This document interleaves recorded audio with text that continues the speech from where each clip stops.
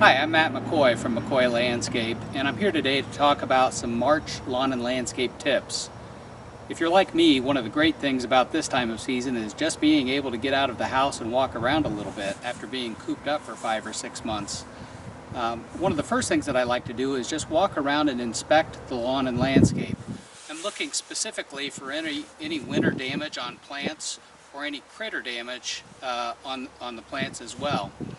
We're seeing quite a bit of critter damage this season, just simply due to the snow buildup that we had all winter, kind of covering up the food sources for things like rabbits. So the rabbits are feeding on landscape plants instead of their normal vegetation. As far as the lawn, what I'm looking for is specifically any matted spots. If you see any areas of snow mold or matted grass, just vigorously rake that up and try to get that loosened. This time of year also is a good time to do the first application of fertilizer. Fertilizer with crabgrass pre-emergent is typically going to be the first application that you do in your lawn care program. And that's kind of time sensitive because it needs to be applied by about the middle of April. And the middle of April is typically when the ground temperatures are going to be in the mid-50s. Mid-50s is typically when forsythia blooms. So when you see those bloom, it's also telling you that it's about the time for crabgrass to start germinating.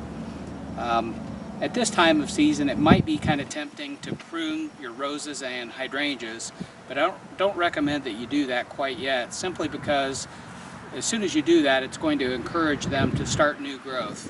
And we don't want that new growth to get nipped by a late freeze. So hold off on that for the time being. Also, don't prune any lilacs or any other plants that bloom on their old growth.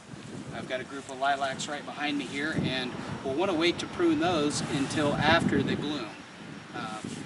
One of the things that you could, though, prune right now is spirea and potentilla. And those plants are a couple that bloom on their new growth. And by pruning those now, before they begin to bud out, we're going to be able to reduce the size a little bit, but also encourage them to leaf out and flower more fully when they do later this season. By cleaning up the lawn and landscape now, you'll be ready for the growing season. For more information, please visit our website at www.mccoylandscape.com or give us a call at 844-4-McCoys.